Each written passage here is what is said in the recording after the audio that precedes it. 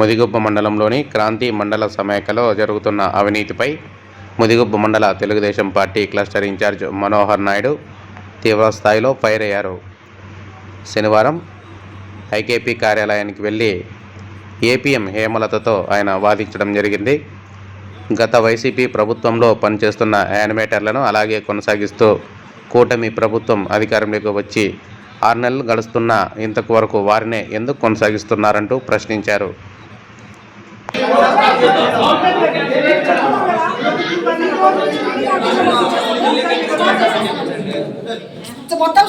ఇప్పుడు అలిగేషన్ ఏమంటే ఎవరైతే శాలరీలు ఉన్నారో శాలరీతో కమిషన్ తీసుకోవడము, వాళ్ళని కంటిన్యూ చేయడము.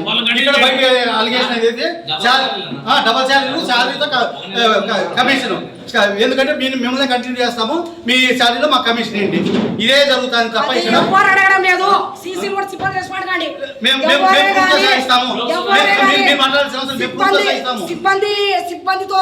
సిబ్బంది సీసీలు ఉంటారు, సీసీలు వివోఎల్తో పని చేపిస్తారు, అంతేగాని వాళ్ళు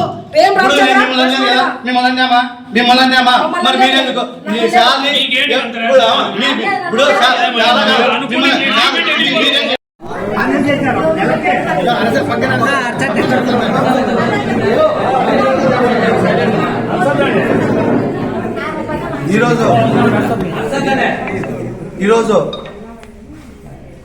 ఇక్కడ వెలుగు ఆఫీస్ దగ్గరికి ఏసీ వస్తారని, ఏపీఎం గారు మీటింగ్ పెట్టుకున్నారని, కూటమి ప్రభుత్వం అధికారంలోకి వచ్చిన తర్వాత ఎలా అయితే అధికారంలోకి రాకముందు ఎలా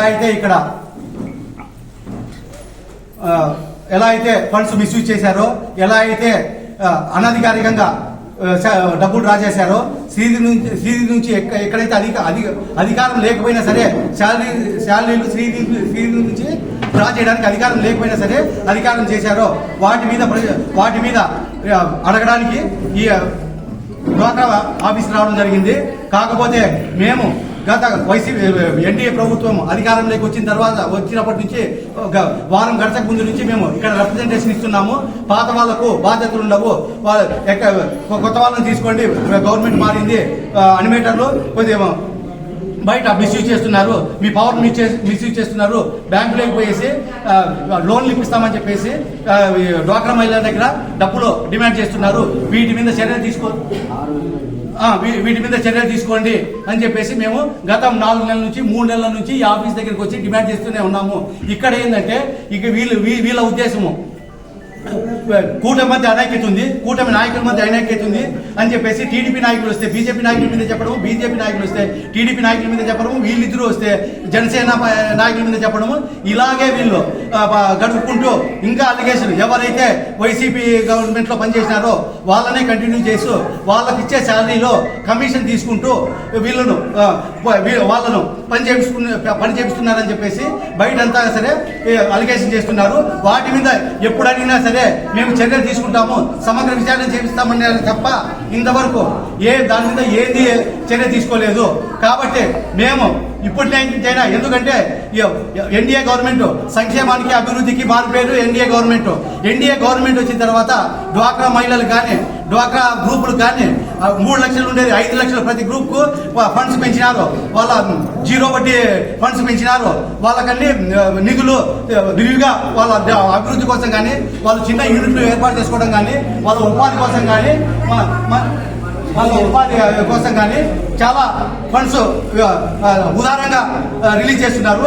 ఆ ఫండ్స్ ను కరెక్ట్ వేలో యూజ్ చేయాలని చెప్పేసి మేము రిప్రజెంటేషన్ ఇవ్వడానికి వస్తే మేము రిప్రజెంటేషన్ లేదు, మేము విచారణ జరిపిస్తాము, సమగ్ర విచారణ జరిపిస్తాము, అవి జరిపిస్తాము అని ఇప్పటి నుంచి 4 నెలల నుంచి కాలయాపన చేస్తున్నారు. కాబట్టి ఇప్పటికైనా మేము ఈ పీడీ గారికి కానీ డ్వాక్రా ఇది కానీ విన్నవించేది ఏమిటంటే ఇప్పటికైనా చర్యలు తీసుకొని వీటిని ఎక్కడైతే ఇక్కడ మిస్యూజ్ అవుతుందో, ఫండ్స్ మిస్యూజ్ అవుతున్నాయో, అధికారం మిస్యూజ్ అవుతుందో వాటిపైన చర్యలు తీసుకొని గత 4 సంవత్సరాలుగా ఏవైతే డ్వాక్రా మహిళలు కానీ అనిమేటర్లు కానీ సీసీలు కానీ ఫండ్స్ వీటి మీద జరిగిందో వాటి మీద థర్డ్ పార్టీ ఎంక్వైరీ కావాలని, సోషల్ ఆడిట్ కూడా థర్డ్ పార్టీ ఎంక్వైరీ కావాలని చెప్పేసి మేము ఈ సందర్భంగా పీడీ గారికి విజ్ఞప్తి చేస్తున్నాం. Thank you.